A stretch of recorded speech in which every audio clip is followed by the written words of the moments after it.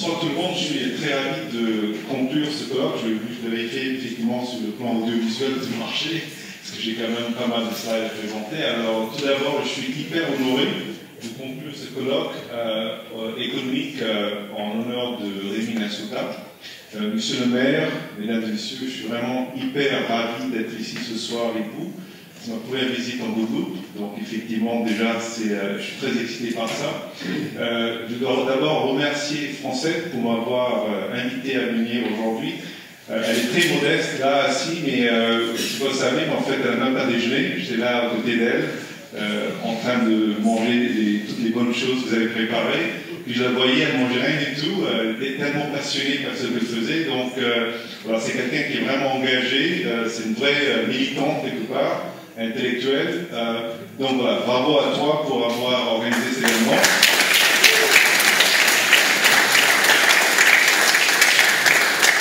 Ce soir, on va dîner ensemble, donc on va compenser pour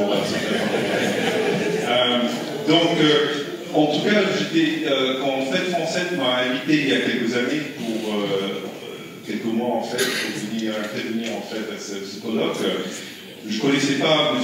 Rémi Nassouta, donc je suis allé sur Google pour apprendre plus sur qui il est.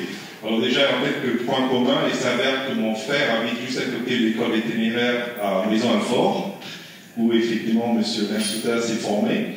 Mais au-delà, c'était intéressant parce que les concepts d'autosuffisance et ce concept de modèle de développement endogène que M.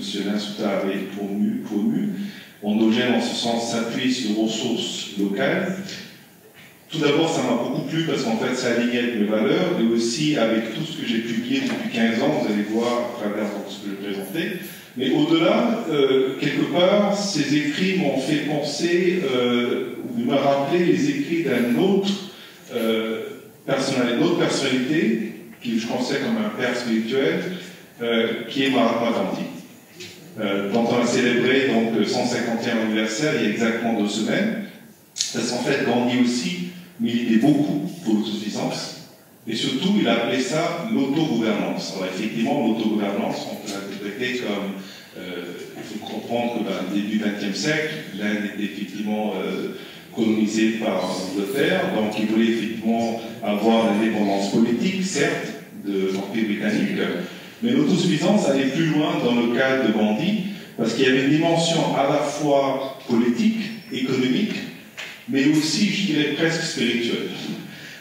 Et donc, sur ces 3 dimensions que nous voulons insister aujourd'hui, c'est en fait la dimension à la fois individuelle et collective de l'autosuffisance, et ensuite un petit peu toucher ce concept de modèle de développement endogène, en disant que finalement, je crois que même M. Nassouta ne pensait pas uniquement au développement socio-économique, mais développement personnel.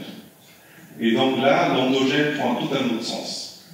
Ce n'est pas uniquement s'appuyer sur ressources locales, sur le plan territorial, mais des ressources intérieures, sur le plan individuel. Donc c'est pour ça que je vais commencer en fait la première partie donc, de cette présentation en définissant ce concept d'innovation frugale, et je crois que Francette a très bien dit, ça paraît comme un oxymore, une contradiction de termes. Moi j'habite dans la Silicon Valley, en Californie, vous savez, où on invente des iPhones de $1000, donc clairement l'innovation n'est pas frugale. Et en même temps, on nous dit, mais attendez, comment de façon frugale peut-on innover? Quand on dit innovation, on pense aux grands centres de recherche, etc. Donc c'est très coûteux. Donc en fait, en fin de présentation, on va essayer de démystifier ce qu'est l'innovation, pour faire comprendre finalement, comme aussi François l'a très bien dit, que chacun d'entre nous, en fait, a cette capacité d'innovation. Donc j'ai insisté d'abord sur cette dimension individuelle, et graduellement, on va montrer aussi que comment cette dimension individuelle peut être amplifiée dans un cadre collectif qui soutient ce développement personnel. Donc je vais d'abord commencer par la première partie qui est vraiment sur la partie plutôt, j'allais presque dire spirituelle quelque part, qui est définir l'innovation frugale en la définissant comme avant tout un savoir-être. Alors moi j'ai grandi à Pondichéry, une ancienne colonie française dans le sud de l'Inde, et dans les années 70 on avait une grande sécheresse d'eau. Et donc, moi et mes frangins, on se levait à 5 h du matin pour remplir un seau d'eau. On utilisait le reste de la journée pour cuisiner et pour se laver. Donc, très tôt, j'avais appris l'importance de préserver des ressources rares, comme l'eau. Donc, venant de l'eau, où j'ai bien compris l'eau est vraiment un grand problème, je suis très familier avec ça, parce qu'effectivement, il y a 40-45 ans, je l'ai vécu. Et donc, en même temps, on a aussi appris, à cause de la rareté de ressources, cette importance et cette capacité, je dirais, instinctive de faire mieux avec moins. Néanmoins, le fait d'avoir moins n'a pas affecté ma perspective des gens qui ont moins. Parce qu'en fait, j'ai grandi à côté d'un bidonville urbain, donc mes amis, mes copains et copines, en fait, c'était des enfants pauvres qui n'avaient pas de vêtements, qui n'avaient pas de domicile fixe, mais par contre, ils avaient quelque chose qui n'avait pas de prix, qui était un grand sourire. Et donc, j'ai appris très tôt dans ma vie qu'une personne qui a moins n'est pas un être moindre. D'ailleurs, j'ai aussi compris que quand on met une limite aux ressources, on enlève la limite à la créativité, comme c'est exemplifié par ces jeunes hommes qui a développé des genouillères pour jouer au cricket, vous savez, c'est le sport national en Inde, en utilisant des cartons. Donc, j'ai compris aussi que less is more, c'est-à-dire moins peut être effectivement non pas une privation, mais plutôt une émancipation pour faire mieux avec ce point. Et il s'avère aussi qu'à côté de chez moi j'ai fréquenté, je l'étudie dans le lycée français, mais à côté de chez moi, il y avait un vieux monsieur, alors ça, c'est les années 70, on n'avait pas Google, on pouvait parler tous les jeunes, rappelez-vous, nous, on a grandi dans la génération, finalement, on faisait papier, quoi. On lisait effectivement des journaux, des quotidiens, mais aussi des hebdomadaires anglais qui étaient importés, donc très coûteux. Alors, qu'est-ce qui se passait? C'est qu'en fait, ce monsieur-là, en fait, récupérait les vieux magazines, Newsweek, Time, ou des romans en anglais, et il nous louait un mois, par exemple, pour quelques centimes par jour. Et donc, ça me permet quelque part de développer mon anglais beaucoup plus rapidement que j'ai pu le faire si j'étais uniquement contenté des études au lycée français. Donc, c'est aussi pour montrer l'importance que dans ces pays émergents où j'ai grandi, on ne gaspille rien et on réutilise tout. Okay? Aujourd'hui, il y a un terme un peu sexy pour décrire ça, on appelle ça l'économie circulaire, on en parlera tout à l'heure de quoi il s'agit. Okay? Mais ce que je veux dire, c'est qu'en fait, des gens comme nous qui ont grandi dans cette précarité économique, faire plus et mieux avec moi, c'est pas intellectuel, c'est instinctuel. Okay? C'est dans le sang.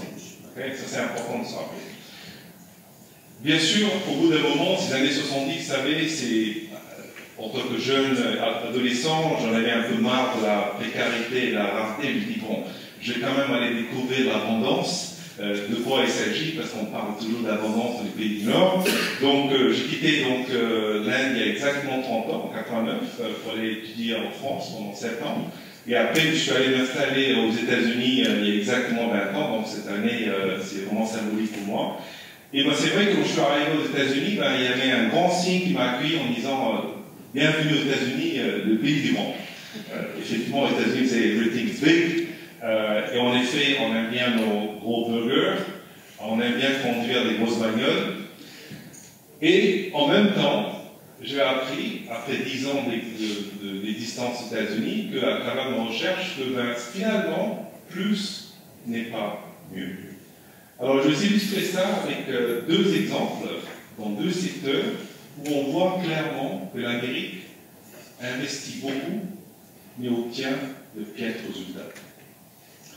Le premier secteur, c'est le secteur de santé, où on dépense le plus par habitant aux États-Unis. Par contre, les derniers indicateurs sont hyper alarmants, parce que, par exemple, vous prenez la mortalité infantile, on a en fait un taux hyper élevé comparé à d'autres pays développés.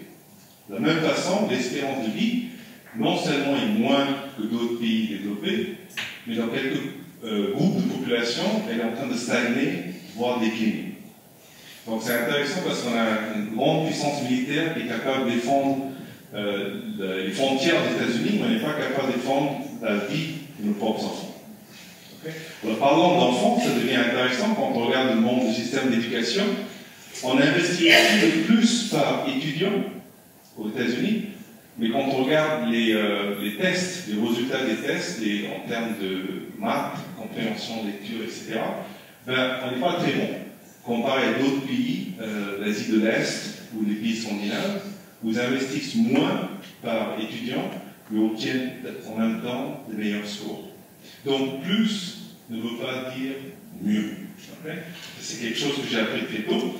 Et donc je me suis dit, tiens, ça peut être utile pour moi de retourner à mes racines du Sud pour comprendre en fait si mieux n'aboutit pas à plus n'aboutit pas à mieux, est-ce que moins aboutit à mieux.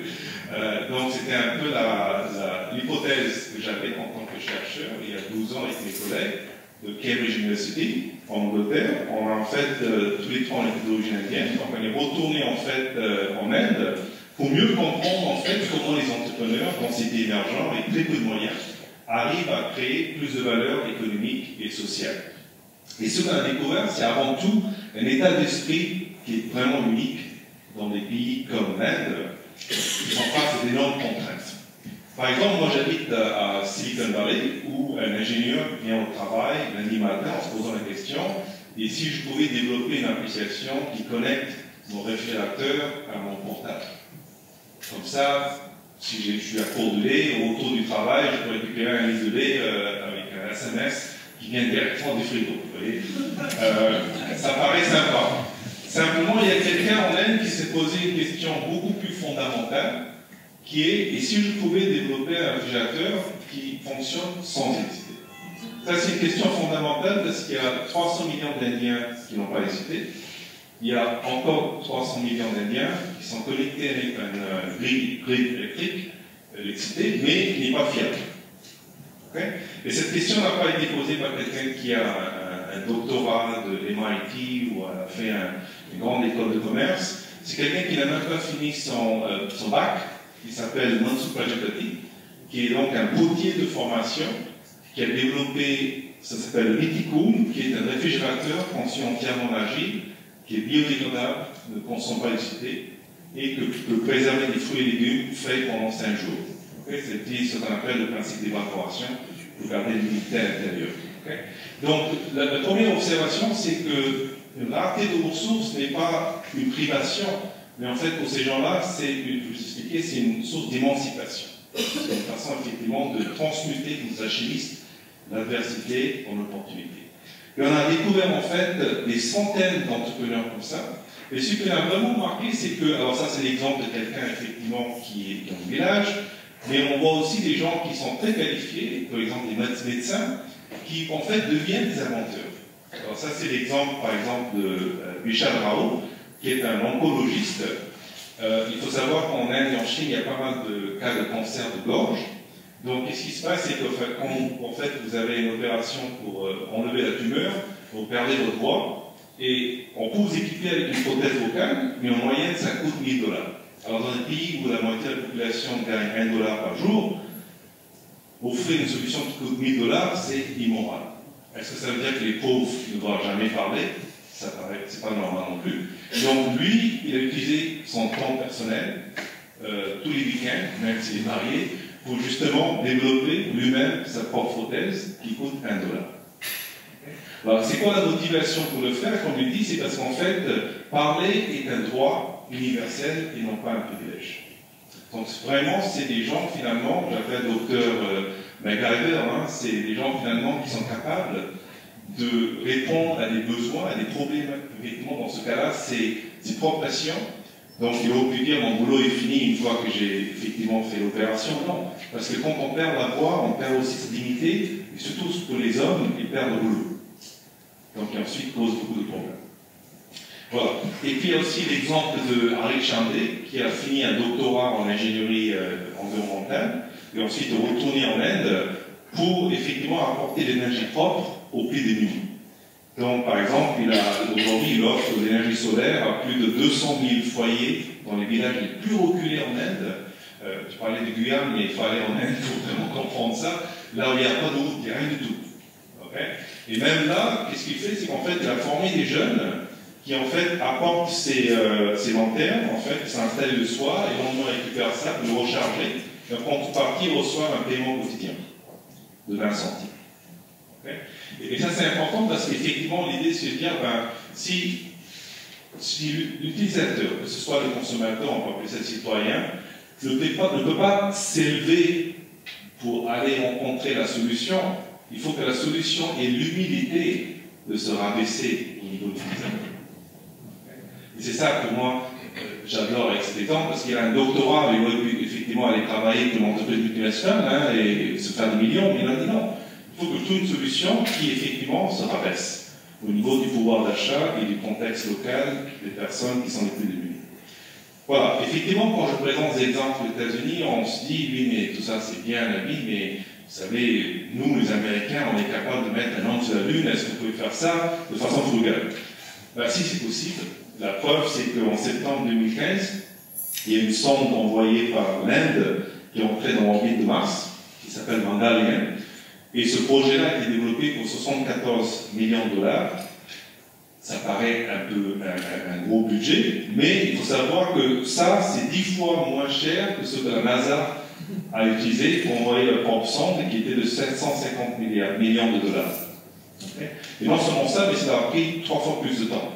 Pourquoi? Parce que pendant qu'ils construisaient les maquettes physiques de la fusée, de sonde, pardon, l'Inde a utilisé le logiciel, parce qu'ils ont en abondance, vous savez, des programmeurs, donc ils ont fait toute la simulation de façon virtuelle, ainsi gagnant en temps. Okay? Alors il faut savoir pourquoi c'est possible de faire effectivement 2 agences spatiales avec un tel écart de budget. Ben parce que justement, quand on met des limites aux ressources, comme je dis, vous enlevez la limite à la créativité. La preuve, regardez, deux éléments de réponse. Alors, il faut savoir que ce que la NASA dépense en une journée, c'est ce que l'agence spatiale indienne dépense en un mois. Okay? Alors, en même temps, regardez ce qui se passe. En Amérique, on dépense dans des films Hollywood comme Avatar, qui a coûté 300 millions de dollars, alors que l'Inde a exploré Mars en juste 74 millions de dollars. Donc, le moral de l'histoire, c'est que pendant que l'Amérique explore l'espace en fiction, l'Inde le fait moins cher en réalité. Okay? C'est un peu ça l'esprit de l'innovation frugale. Alors, effectivement, quand nous on a étudié avec mes co-auteurs des douzaines, des centaines d'exemples de ces solutions ingénieuses, non seulement en Inde, on est allé en Afrique. À mon avis, l'Afrique est beaucoup plus avancée même que l'Inde dans sa capacité de faire mieux avec moins, surtout en utilisant les portables, la téléphonie mobile, qui permettent effectivement aujourd'hui de transcender complètement l'importance des banques. Au Kenya, ils arrivent à envoyer et recevoir de l'argent avec le portable sans avoir un compte bancaire, et aussi à acheter de l'énergie solaire au quotidien. Bref, donc l'Afrique, on est allé voir en Inde, on est allé voir en Amérique du Sud, et à travers tous ces exemples, ce qui nous intéressait, c'est vraiment découvrir un modèle économique, une façon effectivement de gérer une entreprise ou en tant qu'entrepreneur, c'est vraiment trouver c'est quoi le modèle, la méthode, comme on dit en français, quoi. Mais en fait, au-delà des méthodes, ce qu'on a découvert, c'est un état d'esprit ou ce qu'on appelle un modèle mental unique. C'est vraiment une perspective, c'est vraiment un état d'esprit vraiment unique. Et cet état d'esprit unique, on l'a appelé finalement Jugaad. Alors, Jugaad, c'est un mot en hindi, une langue indienne, qui veut dire la capacité ingénieuse à improviser une solution efficace dans des conditions adverses avec très peu de moyens. Okay? C'est vraiment à la fois cette capacité de faire mieux avec moi, on va l'expliquer, mais ça va au-delà, c'est vraiment cette résilience créative en face de l'adversité. Et effectivement, ça paraît un peu simple en termes de définition, mais il y a quelque chose de très profond, et là on rentre vraiment au cœur de ce colloque, et c'est vraiment cet état d'esprit qui est capable de voir le verre toujours moitié plein. Alors c'est vrai que, je le dis récemment et ça fait controverse, mais le sport national en France, c'est pas le football, c'est se plaindre. Alors c'est vrai qu'on se plaint tout le temps. Alors quand on se plaint, c'est quoi? C'est effectivement, on voit le verre moitié vide. C'est une frustration qui vient du fait que j'ai pas ce que je veux, ou la réalité n'est pas conforme à mes attentes. Donc c'est ça qui fait cette frustration, parce qu'on voit toujours le verre moitié vide. Alors effectivement, ce qu'on a noté parmi ces entrepreneurs des pays du Sud, c'est qu'ils sont complètement lucides et conscients du fait qu'effectivement, il y a des ressources, surtout tangibles, qui sont rares, que ce soit la capitale, que ce soit l'énergie, l'eau, les matières premières, ils sont conscients de ça. Mais au lieu de se plaindre de ça, eh ben, ils vont aller débloquer des trésors qui existent en eux-mêmes. Okay. Alors, ces trésors-là peuvent être des ressources internes, comme l'ingéniosité, l'empathie, la résilience, sur le plan individuel, comme j'expliquais, et après ça va sur le plan collectif. Ça peut être connaissances traditionnelles, l'Inde aussi ici, on a des connaissances ancestrales en termes de médecine, etc., construction par exemple. Donc c'est comment en fait on valorise ces connaissances traditionnelles, et aussi le capital social, on a un sentiment d'appartenance à la communauté, on n'est pas dans une société individualiste à outrance comme l'Amérique par exemple. Et puis il y a aussi cette idée de dire finalement il y a des matières secondaires.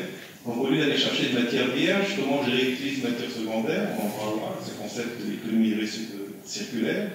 Et puis finalement, c'est dire, au lieu d'être obsédé par les nouvelles technologies, comment en fait je maximise la valeur des technologies existantes. Okay. Donc vraiment cette idée de dire comment, d'abord, quand on parle de débloquer le trésor caché, c'est vraiment de dire finalement, d'abord je vais aller identifier ce trésor-là, ensuite je les valorise, je les célèbre et je les partage. Okay. Et donc, j'ai un peu joué sur les mots ressources, parce que vous voyez, ce qui se passe actuellement, c'est qu'il y a toute cette obsession en Occident de dire qu'il fallait chercher de nouvelles ressources parce que les terres rares se raréfient ou sont contrôlées par la Chine. Donc, de dire, au lieu d'aller chercher de nouvelles ressources, en fait, il faut apprendre à réutiliser des ressources qui existent déjà. Mais après, il y a une dimension spirituelle avec ce jeu de mots, c'est retourner à la source. C'est un retour à la source. C'est vraiment reconnecter avec soi-même sur le plan culturel et sur le plan spirituel pour vraiment aller puiser à l'intérieur et exprimer cette essence en fait sous forme d'innovation. Okay. Donc, on a publié un livre en 2012 qui s'appelait L'innovation de Jugaad, qui s'est vendu à plus de 200 000 exemplaires à travers le monde. La raison pour laquelle je mentionne ce chiffre, c'est pas pour me vanter, mais pour expliquer que ça touchait une corde. Il s'est passé quelque chose, à la fois en Occident, dans les pays en voie de développement, c'est qu'en fait, les gens sont reconnus dans cet état d'esprit ingénieux qu'on a tous, en fait. Hein, j'appelle ça, on est né avec cette capacité d'innovation. Alors, avant que j'oublie, c'est intéressant pour que je dise pourquoi c'est important, parce que je reviens tout à la fin. Alors, il faut savoir que selon surtout pour les jeunes, parce qu'on est quand même avec les jeunes ici, on touche le secteur de l'éducation, ben, il s'avère qu'à 5 ans, les enfants ont une intelligence très proche du génie. Hein, c'est un test fait par NASA qui montre qu'à 5 ans, en fait, les enfants sont comme des génies, comme Einstein. Ils sont capables, effectivement, de penser de façon latérale et de trouver des solutions ingénieuses. Et dès 8 ans, cette ingéniosité commence à préoccuper. Le temps qu'il rentre en université, c'est fini, quoi. Pourquoi? Parce qu'en fait, on est formaté, on est conditionné, en fait, à la fois par la famille et par le système éducatif. Donc, quelque part, on a tout ça, et c'est pour ça que le mot ingéniosité rime avec ingénuité, innocence, des enfants. Donc, ça, on l'a publié en 2012, et ensuite, on s'est posé la question, tiens, est-ce que justement, est-ce qu'il n'est pas temps d'aller au-delà de... Alors, le livre est éminemment pratique, hein, avec beaucoup de principes, des bonnes pratiques, mais on a compris qu'à un moment donné, il fallait aller plus loin avec ce concept-là, et commencer à formaliser cette hypothèse sous forme de quelque chose de beaucoup plus comme une méthode, en fait. Et donc, c'est pour ça que la deuxième partie, le transitionner, c'est pour expliquer comment l'innovation frugale est en train de devenir un nouveau savoir-faire, à la fois pour les pays en voie de développement, mais surtout tous les pays même développés. Donc, ça commence à devenir un concept universel. Alors, pourquoi? Parce que tout d'abord, il faut savoir, et je crois qu'effectivement, on a entendu ça il y a quelques heures, c'est que finalement, la pauvreté touche tout le monde, y compris les pays riches. Selon l'OCDE, il y a plus de 23% des populations européennes qui est en risque de pauvreté. Et puis, regardez aux États-Unis, le pays le plus riche au monde, il s'avère qu'il y a presque 2 tiers de la population qui ne peut pas trouver $500 en cas d'urgence médicale. Okay. Donc, clairement, ça c'est un problème social, hein, de besoin d'inclusion sociale. Et puis, il y a le fait qu'effectivement, on connaît aujourd'hui, il y a l'urgence climatique. Selon l'ONU, il reste à peine 10 ans pour effectivement réduire l'augmentation de température globale à moins de 1,5 degré, au-delà duquel on va faire face à des événements cataclysmiques. Donc il est clair, comme j'expliquais, on ne peut pas faire effectivement business comme d'habitude, continuer à utiliser le modèle économique classique. Il faut qu'on s'embarque sur une nouvelle trajectoire de développement qui soit beaucoup plus durable. Okay. Et on n'a pas beaucoup de temps pour le faire aussi. Et finalement, il y a aussi cette loi PACTE, vous avez entendu parler, qui a été promulguée par le gouvernement français, qui effectivement encourage les entreprises françaises à s'octroyer une mission sociale et se questionner en termes de raison d'être. Parce que raison d'être, de dire finalement, est-ce que je suis là uniquement pour faire du profit, ou est-ce que je suis là effectivement pour aussi contribuer de façon positive à la société et à l'environnement.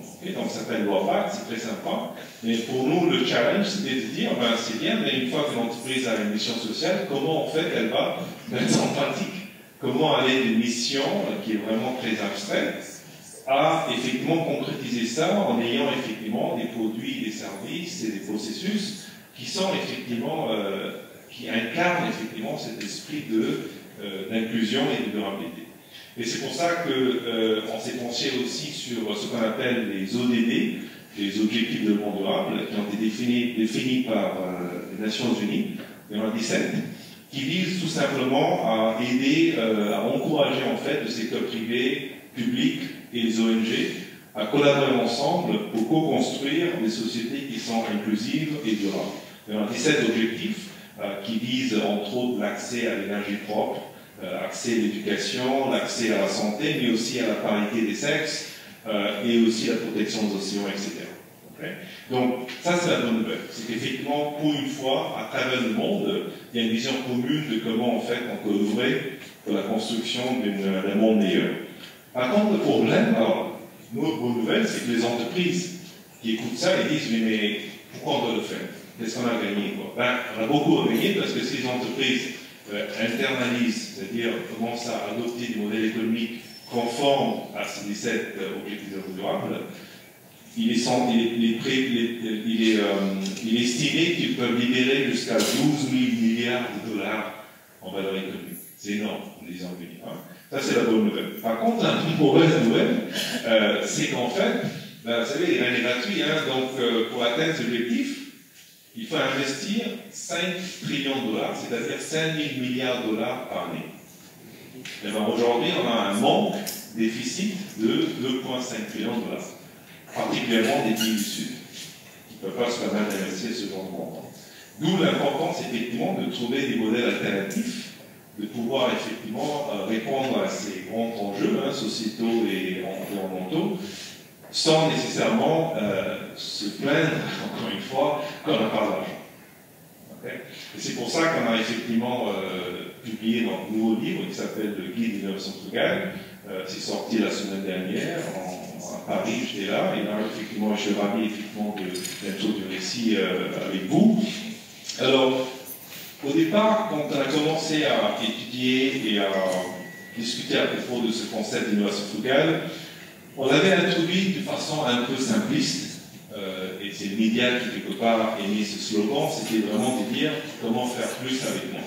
Alors, effectivement, parce qu'il faut savoir, c'est qu'on a commencé à étudier ce concept en 2008, après la crise économique, vous savez, mondiale, et donc, ce qu'on voulait avant tout, c'est de comprendre comment on peut innover, comment les entreprises peuvent innover de façon à développer des produits et services qui répondent au pouvoir d'achat de la classe moyenne, qui est un moindre. Donc, d'où l'importance de faire plus avec moins. C'était vraiment ça le premier objectif. Et après, aujourd'hui, 10 ans plus tard, on a un peu mis la barre plus haute en disant finalement, il n'est plus suffisant de faire plus avec moins. C'est trop tard maintenant, si vous êtes une entreprise ou même des stocks politiques, parce que ce que les jeunes particulièrement veulent de vous, c'est cette capacité de faire mieux avec moins. Alors, je décortiquais un peu cette formule, de dire finalement, c'est quoi mieux? C'est la capacité en fait de créer à la fois la valeur économique et sociale et écologique. C'est pour ça qu'on appelle ça valeur plurielle, parce que ça a une dimension morale aussi. et en même temps, en termes de ressources, c'est minimiser des ressources qui sont rares, que ce soit le capital, l'énergie, mais aussi le temps, parce que l'urgence climatique, il nous reste à peine 10 ans quoi, pour résoudre le problème de changement climatique. Donc c'est vraiment cette double impératif de faire à la fois mieux et moins, sachant que je vais revenir beaucoup sur ce point, c'est que vous voyez, le mot écologique n'est plus dans le dénominateur en bas. Pourquoi? Parce que d'habitude on dit l'écologie, ce concept de faire mieux, ça veut dire polluer moins, réduire son empreinte carbone, c'est ce qu'on pense. Là ce n'est plus suffisant. Ce que je vais montrer en fait, en train de mettre la barre plus haute, en disant comment les entreprises et des innovations, des initiatives à travers le monde, on essaie d'avoir un impact positif maintenant sur l'environnement. On appelle ça l'économie régénératrice, qui s'inspire de la nature, donc on en parlera tout à l'heure aussi. Donc c'est vraiment, on a voulu vraiment mettre la barre aussi haute que possible. Et la bonne nouvelle, je crois, et c'est pour ça que je suis ravi de discuter avec vous, c'est que pour appliquer ça dans des pays riches, comme la France ou l'Amérique, il faut qu'ils désapprennent déjà ce qu'ils ont fait au départ, c'est-à-dire faire plus avec plus.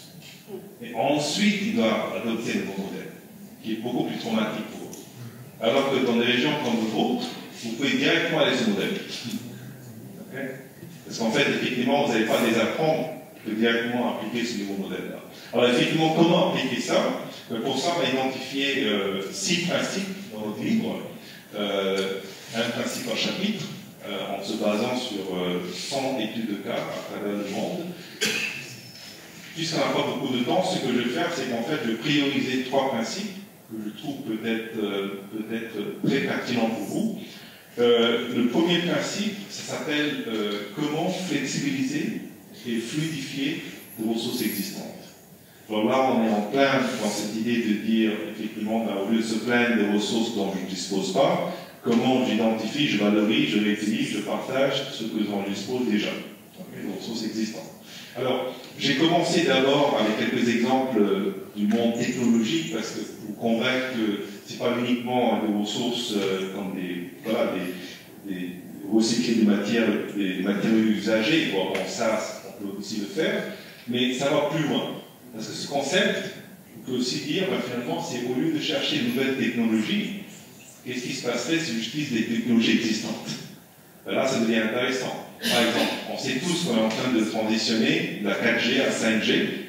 J'étais en France, là, ils sont en train de tester actuellement, et ça va être déployé l'an prochain. Okay? Alors, il faut savoir 2 choses. Il y a 95% de la planète, il y a 5 milliards d'habitants dans le monde qui n'ont pas accès à Internet. 5 milliards. Okay? Mais il s'avère qu'il y a 95% de la planète qui est couverte par la 2G. Alors, qu'est-ce qu'on fait? Alors, soit on dit à ces gens-là, souvent issus des pays pauvres, ou des régions isolées, reculées de ces pays-là, où on dit, vous savez, attendez que la 5G arrive, et tout sera résolu, dans 5 ans, 10 ans. C'est immoral, quoi. Ils ont besoin d'accès aujourd'hui, non pas pour surfer, pour aller sur Google, mais peut-être ça peut être pour des commerçants, des petits commerçants qui veulent savoir les prix de denrées pour pouvoir faire des transactions commerciales sur le plan international. Joindre le système économique mondial. On a besoin d'accès à l'Internet. Donc, au lieu de demander aux gens d'attendre 5 ans pour voir la 5G, qu'est-ce qui se passerait si on réutilise la 2G? Alors, simplifié, c'est une entreprise, c'est une start-up, un entrepreneur, qui s'appelle D-Bound, qui est basé à Saint-Denis, à côté de Paris, cofondé par Yazid Shir. Et en fait, ils utilisent une technologie de compression qui utilise la technologie SMS, vous savez, que vous utilisez pour envoyer des messages. Donc simplement, ils ont optimisé la technologie SMS de façon qu'à travers SMS, ils peuvent donner accès aux données. Okay. Ça veut dire que même dans des endroits où il n'y a pas 3G, il y a uniquement 2G, ils peuvent toujours avoir accès à l'Internet. Bien sûr, il y a la technologie derrière, qui est une technologie de compression de données, 200 fois le contenu de données, et en même temps, c'est très sécurisé. Donc, ce sont des technologies de propriété derrière, mais qui permettent effectivement de tirer profit d'une infrastructure existante et non pas d'investir dans une nouvelle infrastructure. Okay? Donc, c'est vraiment optimiser l'utilisation d'infrastructures existantes. Deuxième exemple, on parle aussi, alors le verre anti-vide, littéralement, c'est intéressant ici, pas métaphore, mais littéralement, parce qu'en fait, qu'est-ce qui se passe, c'est que bon, voilà, soit on se dit, on a besoin d'énergie, parce que ce qui va se passer, c'est que dans les années à venir, il va y avoir 50 milliards d'objets, ça s'appelle des lampes, Philips qui vend des lampes, qui sont connectés à l'Internet. On appelle ça des objets connectés. Il y a 50 milliards de ces objets-là qui sont connectés. Le problème, c'est que pour pouvoir transmettre des données sur leur statut, ça marche ou pas, etc., ils utilisent une pile qui n'est pas très durable. Imaginez 50 milliards d'objets avec des piles, c'est une catastrophe. Oui, les piles, on ne peut pas les utiliser. D'où l'importance de dire qu'est-ce qui se passe si chaque objet, c'est bien de le connecter à l'Internet, mais si chaque objet arrivait à générer sa propre électricité, de façon autonome. Enfin, c'est ce que Dracula Technologies a fait. En fait, ce qu'ils ont fait, c'est qu'ils ont développé une technologie qui s'appuie sur une technologie déjà existante, qui est l'impression de jet d'encre, pour imprimer, cette fois-ci non pas sur du papier, mais des cellules photovoltaïques qui sont modulables et qui peuvent intégrer dans objets quotidiens, comme votre sac. Comme ça, vous n'avez pas besoin d'amener votre chargeur pour votre iPhone, le sac charge automatiquement. Ça peut aussi être intégré dans votre veste, voilà, tenue, et puis ensuite, ça charge automatiquement. Alors, ce qui est intéressant, c'est que ça utilise, en fait, ça génère l'électricité à partir de la lumière ambiante. Alors, pourquoi ça s'appelle Dracula Technologies? Parce que, contrairement aux panneaux photovoltaïques, ils n'ont pas besoin de la lumière du soleil. Ça peut utiliser même la lumière ambiante dans des endroits sombres. D'où le nom Dracula. Okay? Donc, c'est utiliser ce qui est abondant, effectivement, dans l'air, pour créer ce qui est rare, potentiellement, qui est l'énergie. Okay? Ensuite, il y a aussi l'idée de dire comment on flexibilise, de dire au lieu d'avoir chacun notre équipement, si vous êtes un agriculteur, qu'est-ce qui se passerait si on arrive à partager nos actifs? Et ça, on voit beaucoup de modèles, vous connaissez probablement le covoiturage, on partage des voitures, on parle d'Airbnb, ce matin on parlait de ça, effectivement on partage nos appartements. Mais qu'est-ce qui se passe si on commence à appliquer ce concept d'économie de partage dans le monde d'inter-entreprise, entre entreprises? Et c'est ce qu'on appelle l'économie de partage inter-entreprise. Et c'est une illustration de ça dans le monde agricole. Donc ça c'est en Inde où Voltaire Schmal, qui était le patron d'une entreprise qui avant vendait des tracteurs, il a compris qu'aujourd'hui, il a compris en vendant un tracteur que les agriculteurs n'avaient pas les moyens d'acheter de façon individuelle des tracteurs. Donc il a lancé un nouveau service qui permet effectivement d'offrir accès à un tracteur comme un service. Donc l'idée c'est de prendre quelque chose qui est capte la 7, je fais du franglais. Désolé, ça fait 5 ans que 7 semaines que je voyage, donc finalement je crois que c'est le jet lag qui se rattrape. Donc c'est l'anglais qui sort, mais en fait je vais traduire rapidement. L'idée c'est vraiment sur demande, c'est-à-dire finalement au lieu d'avoir un tracteur tout le temps avec moi, je vais avoir accès à un tracteur quand j'ai besoin. Okay? Ça se partage. Okay? Et puis c'est pas que les tracteurs, ça peut être des connaissances. Comment conditionner à l'agriculture bio par exemple, après les conseils, etc. Okay? Tout ça se demande. Donc voilà, c'est aussi flexibiliser, fluidifier les actifs. Donc au lieu de penser ça comme un capital actif, c'est comment en fait on réalise le coût. L'autre exemple, c'est aussi le secteur de santé. Depuis septembre dernier, vous savez qu'il y a un changement de loi qui permet le remboursement des santé à distance, on appelle ça la télémédecine. Ça c'est la bonne nouvelle. Maintenant il faut des plateformes pour mettre, encore une fois, les lois c'est bien, mais comment on opérationnise sur le terrain. Et là, il y a cette fille qui s'appelle Mathilde Rosy, qui est basée à Marseille, et docteur William Bénichou, qui est un docteur. Ils sont alliés pour cofonder HelloCare, qui est une plateforme de téléconsultation, qui permet aussi, effectivement, si vous êtes une maman avec un enfant de 2 mois qui a la fièvre, à 2 h du matin, vous ne pouvez pas aller dans la clinique, mais pour avoir une consultation à distance. Peut-être même avec un docteur, peut-être ici en Guadeloupe. Donc ça aussi, on commence à voir de plus en plus des plateformes de téléconsultation, de télémédecine on appelle. La France est un peu en retard, il faut le savoir, comparé à d'autres pays, par exemple comme la Suède, qui sont beaucoup plus en avance. Et même l'Angleterre, où le système de santé est en train de déployer ça de façon beaucoup plus intensive. Et puis, quand on parle je suis encore dans le deuxième principe, hein, c'est flexibiliser et fluidifier donc, les ressources existantes. Les ressources peuvent aussi être des connaissances. Par exemple, si vous êtes joaillier, l'orfèvrerie, par exemple, en Inde, par exemple, il y a une tradition millénaire hein, de l'orfèvrerie. Et le problème, c'est que les jeunes, en fait, artisans, ne veulent plus faire cette profession parce que, vous savez, c'est manuel. Vous savez, moi je me rappelle quand j'étais gamin, on faisait des bagues, c'était presque cruel, quoi. C'était un métier, effectivement, vous étiez devant voilà, vos instruments, vous ayez les yeux, c'était très, très physiquement taxant. Alors là, ce qui se passe, c'est que les jeunes ne veulent plus exercer cette fonction-là. Ils disent, bah, c'est bon, mon papa il l'a fait, mon grand-père l'a fait, par moi je veux partir faire l'informatique, quoi, dans les grandes villes. Maintenant, la question, c'est, au lieu qu'il aille dans la grande ville pour faire l'informatique, qu'est-ce qui se passe si on intègre les deux? L'artisanat et l'informatique de dernier cri. Ben, c'est ce qui se passe avec cette entreprise qui s'appelle Imaginarium.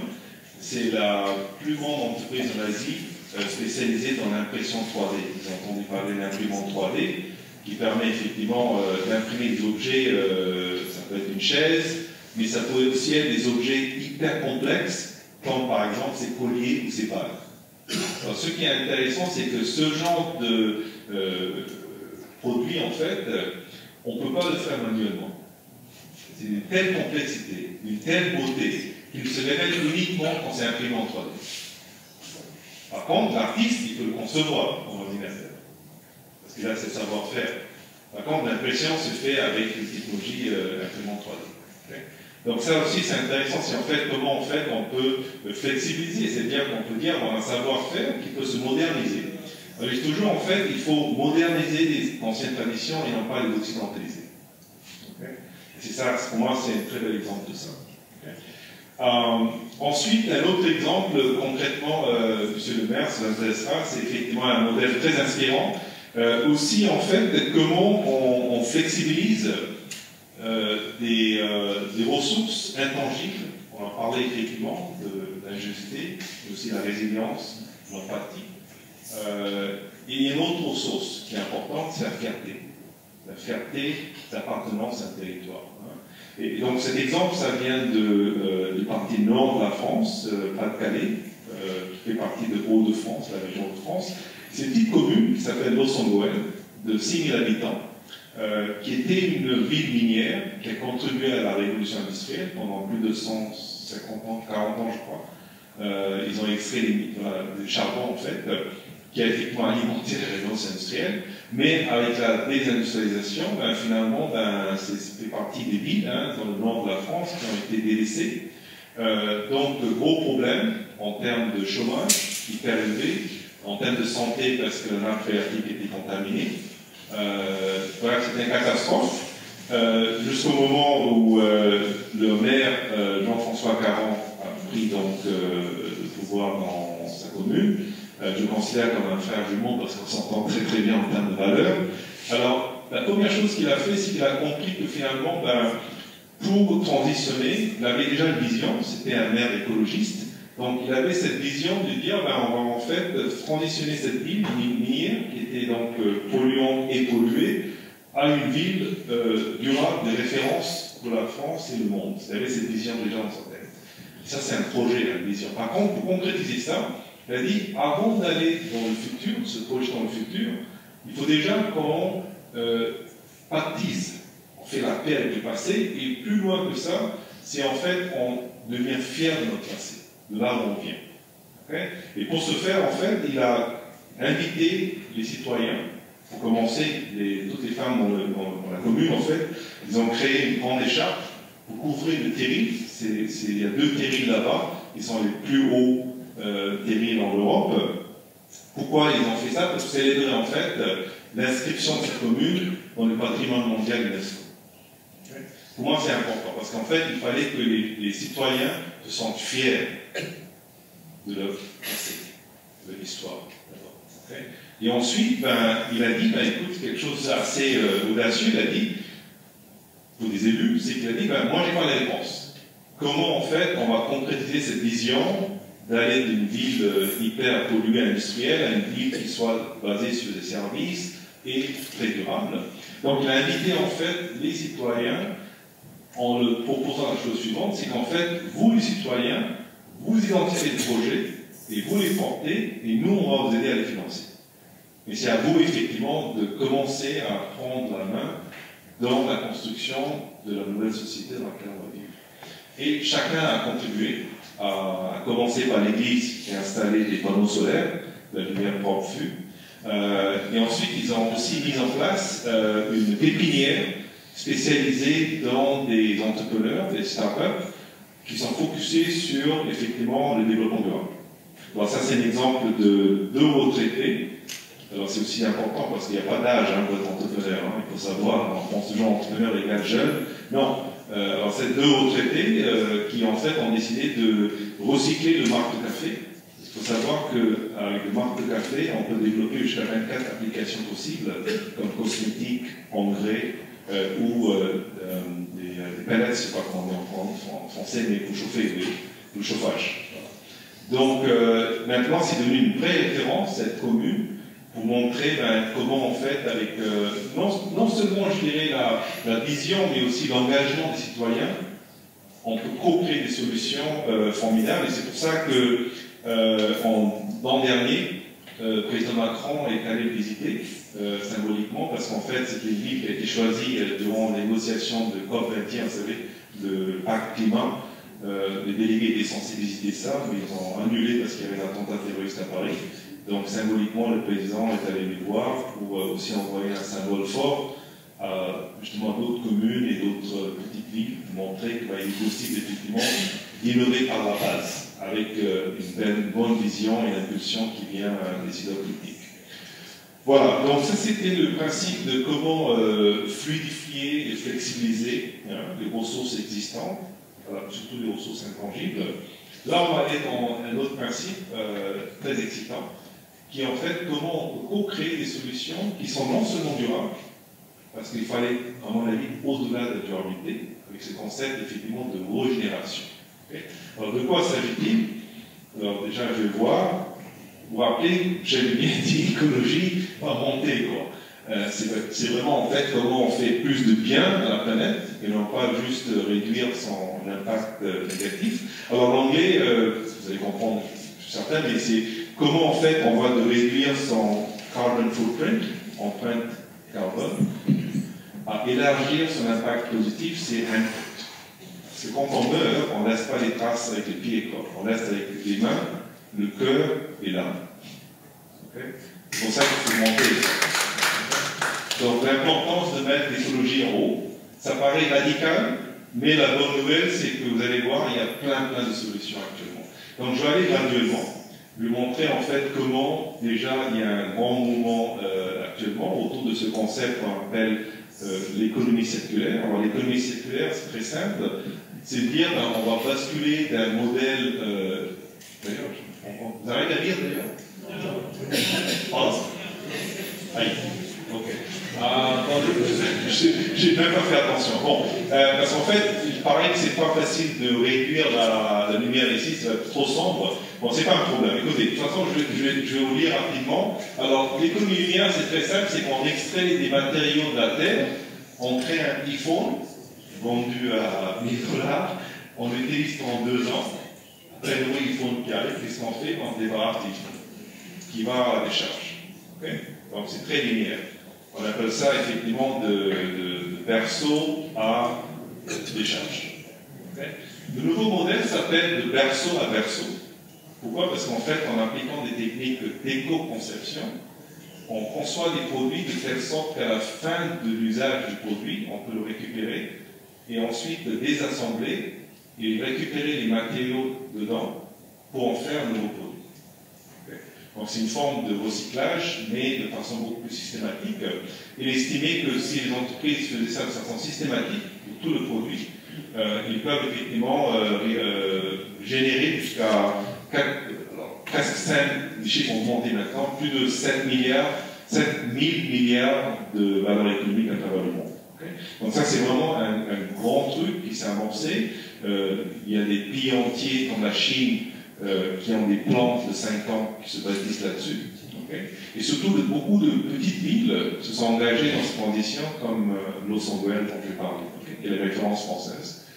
Alors, en ce moment, qu'est-ce qui se passe? C'est que cette économie circulaire est pratiquée par des entreprises, comme par exemple Levi's, Strauss, qui fabrique des jeans, qui fait des jeans maintenant avec, vous savez, il y a 2 continents de plastique, qui est en train de là, avec tous les déchets plastiques qui flottent sur les océans. Donc l'idée, c'est récupérer de ce plastique-là et en faire des jeans. Donc ça se fait déjà. Donc il y a beaucoup d'entreprises qui sont embarquées dans cette trajectoire. Ça va plus loin et avec des jeans, bon, c'est assez complexe. Mais maintenant, imaginez maintenant des voitures 100% recyclées. Okay. C'est l'ambition de Jaguar Land Rover, vous savez, qui vendent des Jaguars et des Land Rover, des Jeep. Et eux, ils ont une vision en 2025 de devenir une entreprise circulaire, c'est-à-dire que 75% de leurs voitures, aluminium, vous savez, vont en fait devenir des sources recyclées. Okay. Donc, ils travaillent avec leurs fournisseurs justement pour créer toute une nouvelle chaîne de valeur qui va permettre de faire ça. Okay. Donc ça se fait déjà, qui est assez impressionnant, parce qu'en fait, avant que j'oublie ça, c'est excitant parce que vous avez, parce qu'il y a une inversion de rôle. Le client devient fournisseur, c'est-à-dire qu'ils prennent les rébuts de l'aluminium de leur usine d'assemblage, ils les revendent à leur fournisseur, qui les recycle pour faire des composants et ensuite les revendent. Okay. C'est vraiment un peu le monde à l'envers. Mais c'est ce genre de rupture qu'on a besoin pour l'état d'esprit entre entreprises. Alors moi, par contre, ce que je recommande, je dis, tiens, est-ce que Guadeloupe peut aller plus loin que ça? Parce que bon, en France, c'est la rage pour tout le monde. Il y a l'Institut de l'économie circulaire, il y a des députés qui sont gagnants de ce concept. C'est vraiment très tendance. Moi, j'ai un peu provocatif, j'ai dit, ben oui, mais attendez, il y a un problème, parce que, comme Einstein disait, ben, si on recrée un nouveau monde avec le même état d'esprit, on va faire les mêmes conneries, quoi. Excusez par en français, mais pourquoi? Parce qu'en fait, on peut reproduire le même problème, c'est-à-dire qu'on peut dire, ben, on prend les ressources des pays pauvres, on fabrique nos pays pauvres, on les consomme nos pays riches, et ensuite on les recycle aussi nos pays pauvres. Et c'est ce qui va se passer, quoi. Si on crée une économie circulaire avec l'ancien modèle, l'état d'esprit. Donc le modèle que moi je commence à préconiser, c'est de dire finalement qu'est-ce qui se passerait si on arrive à faire l'économie circulaire au niveau des territoires, au niveau des villes, mais même au niveau des quartiers qui peuvent voir des maisons. Okay. Donc j'appelle ça des petites boucles. Au lieu d'avoir une grande boucle, avec une chaîne mondiale, qu'est-ce qui se passe si on ramène la circularité au niveau des familles, des bâtiments, quartiers, villes, etc., régions, etc. Alors, ça se fait déjà, et justement, des jeunes entrepreneurs sont en train effectivement d'adopter ce modèle-là, dont Thomas Nuriez, que j'aime bien. Il est basé dans l'Isère, au sud de la France. Et il a lancé la marque qui s'appelle 1083, qui est la fabrication de jeans. Alors, il faut savoir que durant son cycle de production, une paire de jeans fait le tour du monde 3 fois. Donc, clairement, c'est pas durable. Okay. D'où l'idée de 1083, qui est la distance en kilomètres entre la ville la plus nord de la France et la plus au sud de la France. Donc, vraiment, c'est bien qu'il faut fabriquer localement, quoi. Et non seulement fabrique localement, c'est le Made in France, mais remade in France, refabriqué en France. En effet, ces jeans-là sont fabriqués avec des fibres recyclées. Ils sont beaux, hein. Ils sont vraiment beaux. Okay. Donc c'est plutôt surcyclé, on appelle ça. C'est pas que recyclé, on prend des déchets, on les embellit en fait. On crée plus de valeur esthétique avec ça. Okay. Et ça crée aussi des emplois, et aussi ça préserve des traditions, comment on appelle ça, en termes de tailleurs, vous voyez, des traditions qui sont perdues en fait. Donc ça préserve aussi, ça revitalise des régions entières parce qu'on garde ce talent-là localement. Okay. Et ça ne peut pas se délocaliser. Donc, d'ailleurs, il est en train d'écrire un livre qui sort le mois prochain qui s'appelle Remade in France, refait en France. Alors, justement, c'est pour ça que je dis, pour résumer ce principe-là, je crois que vous avez une opportunité unique, ici en Guadeloupe, de co-construire cette nouvelle économie, que j'appelle donc régénératrice, qui en fait crée à la fois la valeur économique, bien sûr, mais surtout à 2 autres objectifs, qui est l'inclusion sociale et développement humain. Okay. Et ça, c'est important. Alors, je vais donner deux exemples. Alors, je voulais préparer le terrain pour aller plus loin avec les exemples. Alors, développement humain, on dit, mais de quoi on parle ici? Alors, inclusion sociale, c'est quoi? Bon. Alors, je vais prendre le premier exemple, qui est l'exemple de Rossigo, qui est un service lancé par la Banque Postale, par la Poste, en participation avec Suez. Donc l'idée, effectivement, c'est que quand les facteurs retournent à 5 heures du soir, ils reviennent des camions vides. Donc, encore une fois, c'est comment je peux optimiser des ressources existantes. Donc, au lieu de rentrer vide, ils récupèrent le papier, les bureaux. Il faut savoir qu'en France, il y a 80% de papier n'est pas recyclé. Okay. Et donc, l'idée, c'est de récupérer ces papiers-là. Et ensuite, on les donne à des personnes en insertion, plus recyclées. Donc, quelque part, ça crée aussi de l'emploi pour des personnes qui sont effectivement en difficulté professionnelle. Okay. Donc, chaque fois qu'on recycle, en fait, on crée aussi la valeur sociale. Okay. On crée des emplois, justement, pour les personnes défavorisées. Ensuite, on peut se poser la question, mais qu'est-ce qui se passe si aussi on crée plus de valeur sociale, mais aussi pour préserver des traditions culturelles. Okay. Alors ça, c'est l'exemple de Shaileja Rangarajan, qui était entrepreneur en Inde, qui en fait récupère les vieux vêtements et ensuite les donne à des femmes dans des villages qui ont fait des connaissances traditionnelles pour textiles, hein, justement, et en fait en font en fait de nouveaux accessoires ou de nouveaux vêtements avec ça. Okay. Donc plusieurs objectifs ici, hein. Recycler, oui, c'est bien, mais en même temps, vous voyez, ça crée aussi des emplois pour des femmes qui avant ne travaillaient pas, c'est la première fois qu'elles travaillent, donc elles deviennent autonomes sur le plan financier, et ça permet aussi de préserver justement les connaissances traditionnelles dans le domaine du textile. Donc ça valorise effectivement un savoir-faire qui va se perdre au fond. Alors ça c'est important parce que, je me demande si je vous présente tout à l'heure, mais non. Alors, pourquoi ça m'obsède ce truc-là? C'est parce que, vous savez, on parle de biodiversité naturelle. Je sais que ça se perd, hein, on le sait. Mais est-ce que vous savez que toutes les 2 semaines, il y a une langue vivante qui meurt? Toutes les 2 semaines.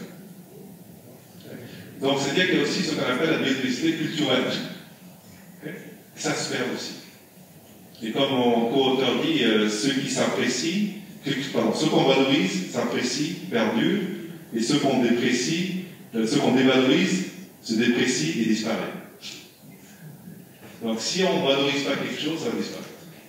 Okay. Et donc c'est pour ça que c'est très très important de pouvoir valoriser et être fier de... Moi c'est pareil, par exemple moi je parle de plusieurs langues, et c'est vrai qu'à un moment donné je commençais à perdre ma langue natale, et voilà, et c'était il y a 2 ans, quoi, et c'était un coup de panique quand même, parce que c'est quand même l'essence qui en est, et je voyais ça en moi-même, quoi, et j'étais pas bien.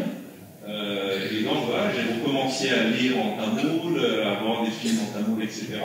Et ça m'a fait un bien fou. Donc je crois que c'est très important, effectivement, je vais rappeler, ressourcer, pour retourner un peu à notre source et commencer à l'apprécier.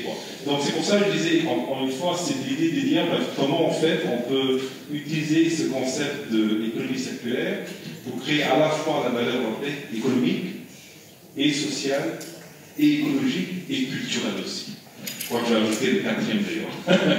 Donc voilà. Ensuite, on arrive à un autre principe, c'est comment en fait on va essayer de changer le comportement, et je crois que j'étais à la télé hier, c'est une question qui est venue systématiquement, c'est comment on aide, comment on va convaincre les citoyens à consommer moins. Je dis, mais attendez, c'est pas une question de consommer moins, parce qu'il faut aller au-delà de juste consommer moins, il faut repenser le rôle même du consommateur.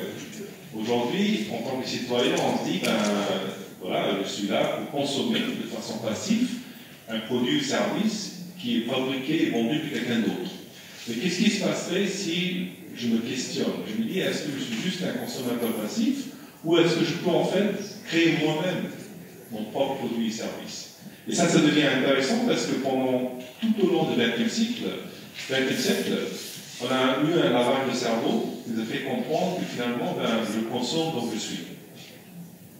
Et les jeunes, particulièrement, sont en train de nous convaincre que non, Au contraire, je crée donc je suis. Et c'est ce qu'on appelle des consommateurs. Donc c'est des consommateurs qui deviennent acteurs, plus actifs dans la production de valeur.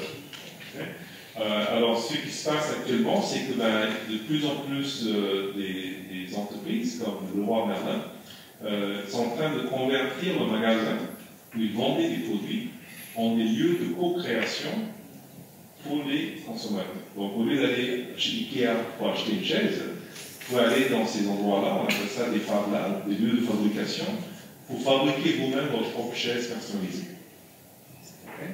Donc l'idée c'est de se vanter, la prochaine fois vous recevez quelqu'un à la maison, vous savez, ça, je n'ai pas acheté cher, j'ai fait moi-même. Bon, mais au-delà de ça, ça devient plus intéressant parce que 91% des Français se reconnaissent comme bricoleurs. Par contre, ils n'ont pas un lieu dédié à proximité pour aller justement développer leurs propres produits. Donc l'idée, effectivement, alors là, c'est un qui est à côté de Paris, il y a un autre à côté de Lille, et peut-être il faut créer un Guadeloupe, ça peut être intéressant, où effectivement il y a des outils industriels qui avant étaient l'apanage des grands groupes. Maintenant, on peut avoir accès à ça. En fait, c'est un modèle comme un gym, vous payez mensuellement un petit montant, vous avez accès à tous ces outils-là, y compris des imprimantes 3D, et ce n'est pas que les outils. Vous avez aussi des employés en malin qui vous donnent la connaissance, qui vous forment à utiliser ces outils-là. Travailler sur le bois, le soudage, etc., etc. Donc ça vous permet, on parlait d'autosuffisance, pour ça je disais, il faut que ça arrive au niveau des individus. Moi, je n'ai pas besoin d'acheter. Il faut créer cet instinct de non, je n'ai pas besoin d'acheter, je peux le fabriquer moi-même. Donc ça, c'est maintenant, il y a des plateformes, des outils. Après, ça va plus loin parce que quand on parle de cette idée de Fab Lab, de faire soi-même, c'est pas juste faire, il y a quelque chose de culturel qui se passe. C'est la transmission de connaissances entre générations en particulier. Et c'est ce que Hortense Sauvard a fait. C'est l'entrepreneur qui était dans une profession libérale, très successful, mais elle s'est dit non, c'est pas ça que je veux faire toute ma vie. Donc elle a lancé We Are Makers, qui est une plateforme virtuelle, une communauté de makers, des gens qui sont passionnés par le faire, et ils veulent transmettre en fait.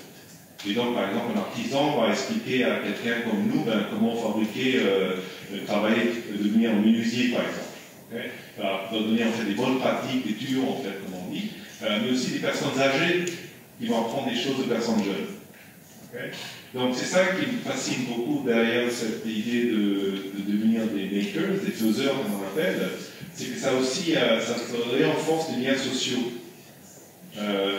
Et ce qui est intéressant, c'est que c'est très, comment on appelle ça? Ça dépasse en fait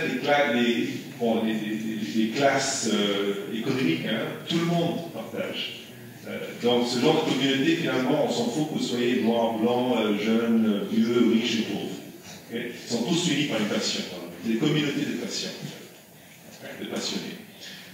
Alors donc voilà, pour moi c'est important de faire ça. Pourquoi? Parce que, je ne vous ai pas dit, mais je l'annonce maintenant, parce que ce qui se passe, c'est qu'on regarde tous les chiffres de développement durable. En 2025, il y a beaucoup de marques qui sont engagées pour réduire leur empreinte carbone, devenir plus durable. Ils vont faire ça. Mais quand on regardait la répartition de l'empreinte carbone du côté de l'offre des marques, une paire de jeans, 65% de la consommation d'énergie d'eau d'une paire de jeans, durant son cycle de vie, commence une fois qu'on a acheté le produit. Donc, il faut qu'on se voit dans le miroir, en fait. Je vais se poser la question, mais qu'est-ce que moi je fais, à mon niveau en tant que consommateur, pour réduire l'empreinte carbone? Et c'est pour ça que ce principe devient important, parce qu'à un moment donné, pas maintenant, d'ici 5-6 ans, ce qui va se passer, c'est que même les marques ont dit, écoutez, nous on a fait notre boulot. On est durable de notre côté jusqu'au point des solutions. Mais après, voilà, c'est à vous effectivement de jouer votre rôle, quoi. Donc voilà.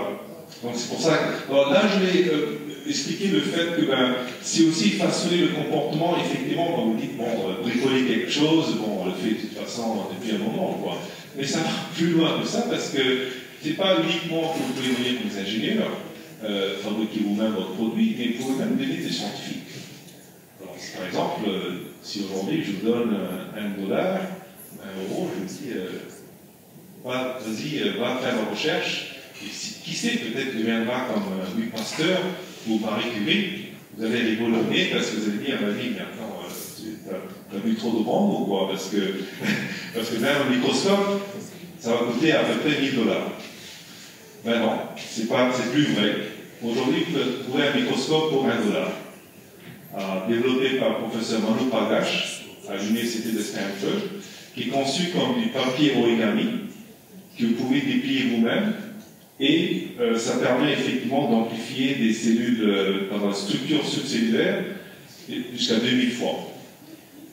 Donc au départ, ça a été développé pour le dépistage des maladies tropicales.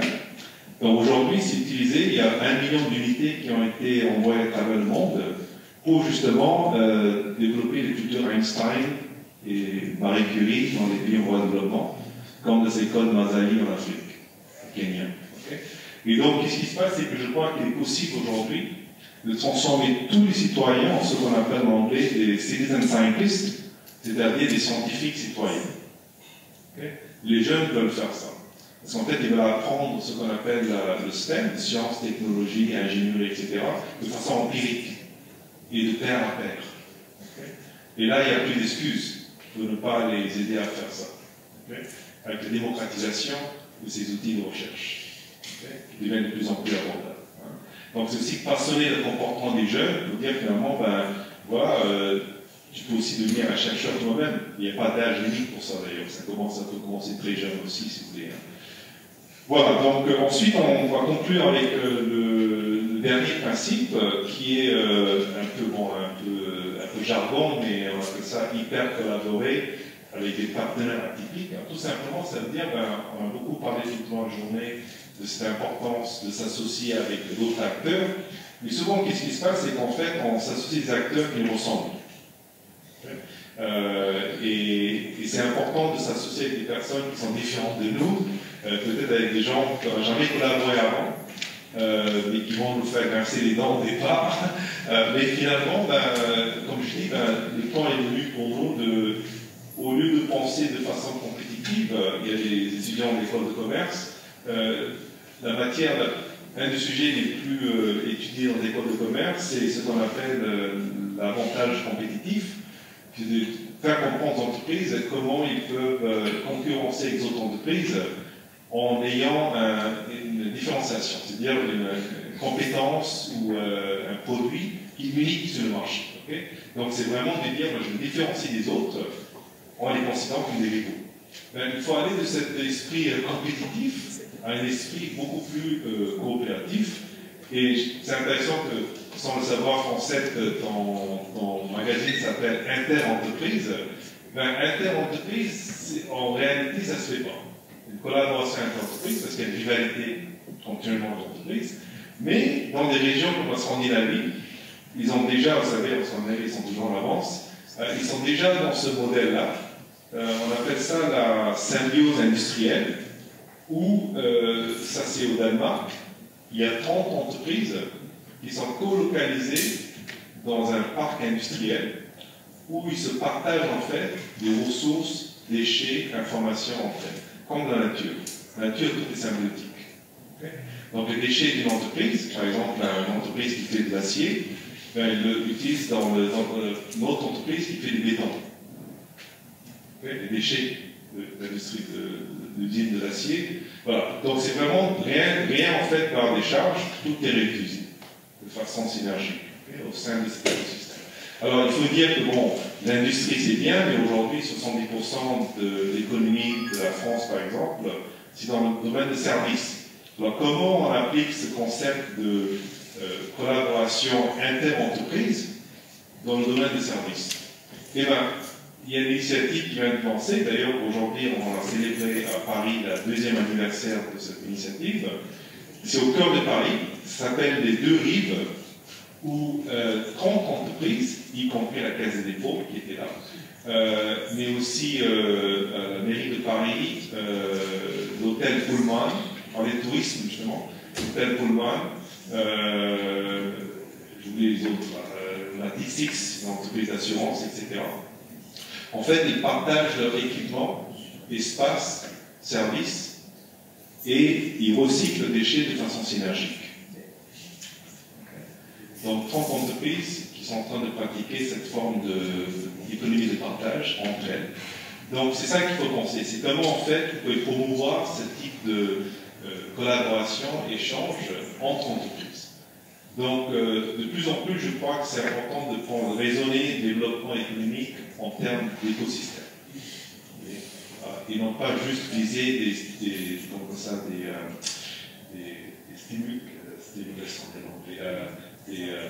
incentives, mais qui sont ciblés à une entreprise à la fois.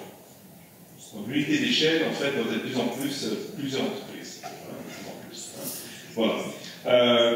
Et puis, dernier exemple, c'est des partenaires atypiques. Et je sais que la Caraïbe, ça va vous intéresser parce que j'ai appris à travers le concept que il y a 30 millions d'habitants, c'est ça, dans la Caraïbe? Pardon? 35. C'est quand même la moitié de la France, hein, littéralement. La population de la France, 70 millions. Donc voilà, la moitié de la France. Donc là, je vais conclure l'exemple de dire finalement, pourquoi c'est important effectivement. Je sais, en Inde, il y a une grande diversité, les gens, moi j'appartiens du Sud, on est différents du Nord, mais voilà. Mais il faut créer un sentiment en fait d'appartenance, quelque chose de plus grand en fait que le territoire. Et c'est important parce qu'aujourd'hui, qu'est-ce qui se passe, c'est que vous avez des gens comme Trump qui sont, et non seulement a fait la promesse de construire des murs, va le faire en fait, une partie de ça l'an prochain, avant les élections. Donc le problème, c'est que ces gens-là, ils sont en train de penser, finalement, je veux protéger ma nation contre une invasion ou contre un agresseur externe.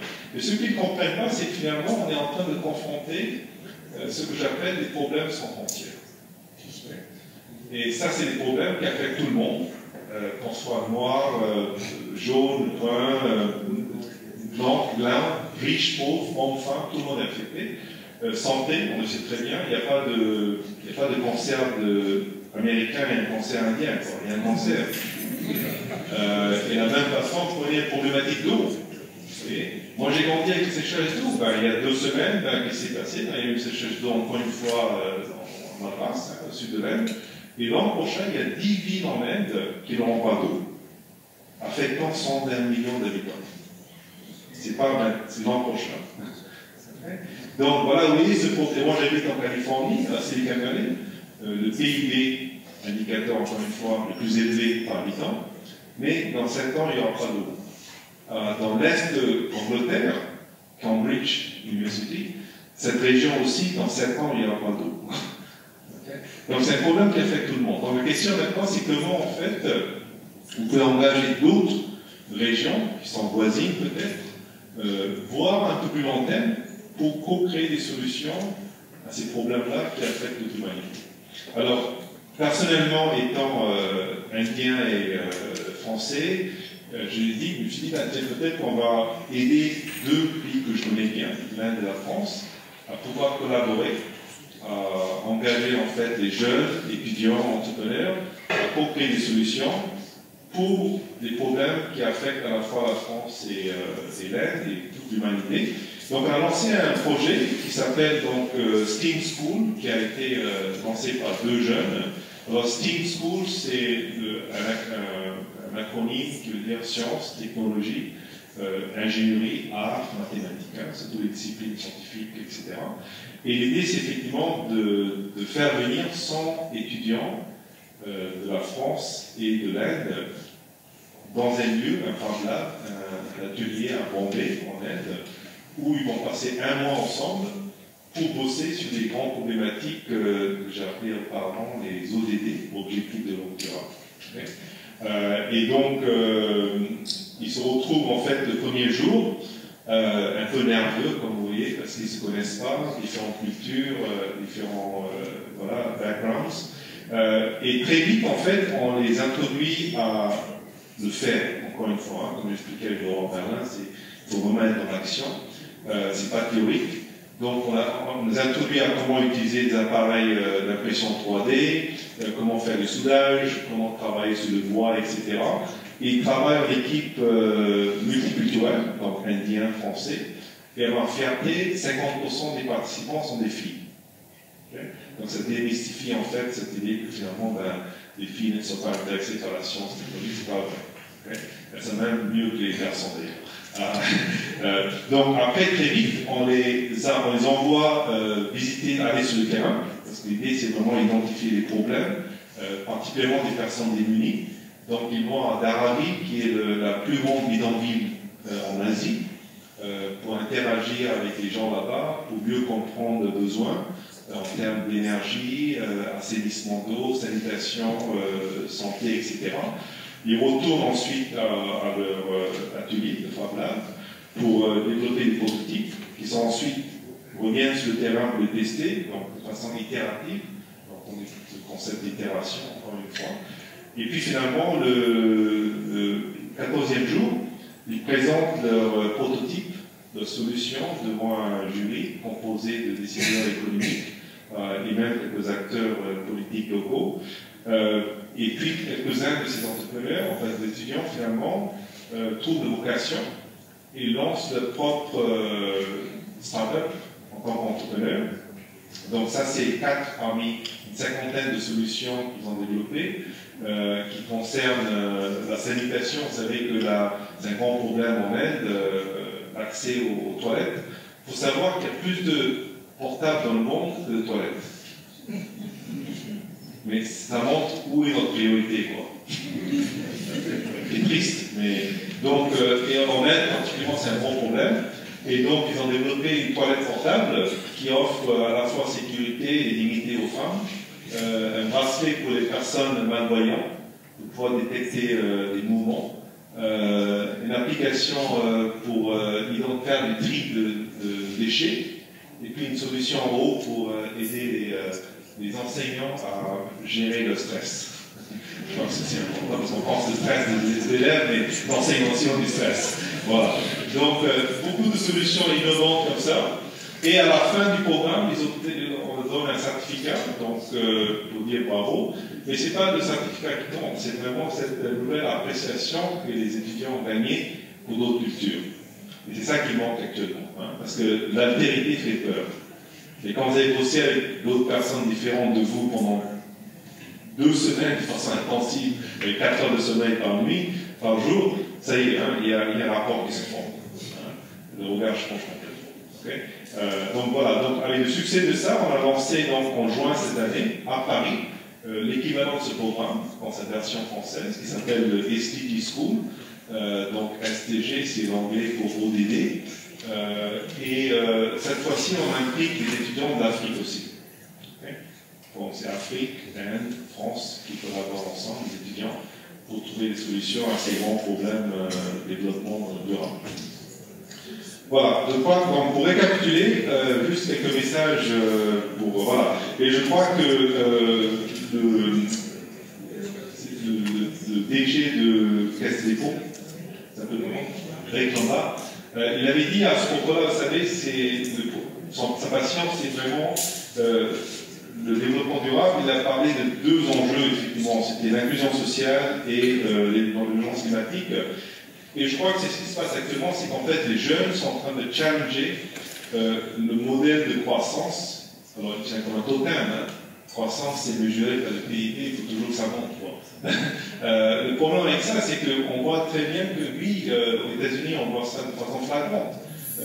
Trump se vante du fait qu'il y a croissance économique, il monte toujours les chiffres du PIB, mais en même temps, comme j'expliquais, il y a 65% d'Américains qui n'ont pas $500, quoi, en cas d'urgence. Donc, ça, c'est un gros problème, c'est qu'effectivement, c'est pas que les jeunes disent qu'il ne faut pas de croissance, mais en fait, ils cherchent un nouveau modèle de croissance, que j'appelle un modèle de croissance intégrale, hein, qui utilise en fait la croissance économique non pas comme une finalité, mais comme un moyen pour atteindre 2 autres objectifs, qui est le développement humain et l'harmonie sociale et ce qu'on appelle la régénération écologique.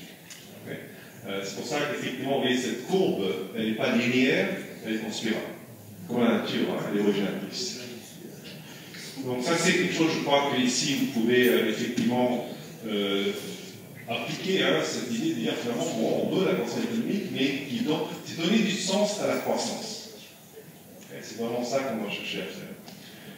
Ensuite, voilà, j'ai expliqué finalement, pour moi, l'innovation frugale, c'est comment générer de la valeur à partir des valeurs. Parce que les jeunes, en fait, ils veulent, et j'ai écouté toute la journée, je me suis dit, mais si vous dites uniquement je vais revenir en Guadeloupe parce qu'on va créer la valeur économique, ils ne vont pas venir. Vous allez les attirer avec des valeurs. Et c'est les valeurs qui vont les faire venir, pour ensuite créer la valeur. Okay? Donc pour moi, c'est pour ça qu'il y a ce regard à cette double fonctionnalité. C'est commencer avec des valeurs, comme le socle, pour ensuite accélérer cette croissance qui soit intégrale, voilà, à la fois économique, sociale et écologique. Il y a les 6 principes qu'on peut appliquer à chaque échelle, au niveau de l'individu, de l'entreprise, au territoire. Dans le livre, il y a effectivement plus en détail, je vais dans le détail dans comment en fait on peut mettre en pratique chacun de ces 6 principes-là. Je conclue avec ça en disant qu'il y a un concept que j'aime bien en latin, je l'ai appris il y a 10 ans, qui s'appelle le genius loci, qui est l'esprit protecteur d'un lieu. Vous savez, nous on le croit, chaque lieu a un esprit protecteur. Ben, en fait, chacun d'entre nous en fait, doit devenir l'esprit protecteur dans ce territoire. Okay? Ça incombe pas uniquement à monsieur le maire ou aux décideurs politiques ou économiques. Hein. Chacun d'entre nous, finalement, doit se responsabiliser de dire, voilà, je suis le genius loci de mon quartier, de ma ville, de mon territoire. Et encore une fois, un jeu de mots, parce que genius, c'est la racine du mot injusté. Donc, protéger son territoire ne veut pas dire de façon comme un musée, quoi. C'est faire évoluer en fait le territoire. Et c'est uniquement possible si on va puiser dans cette injusté, individuelle et collective, pour co-créer des solutions durables à justement aux problématiques dont on fait face. Donc voilà, c'est mon invitation, c'est en fait comment collectivement, chacun à son échelle, on peut libérer notre genius loci pour voilà, contribuer à un développement équitable et durable. Voilà, je conclue avec ça et peut-être qu'on aura un peu de temps pour la discussion. Merci beaucoup.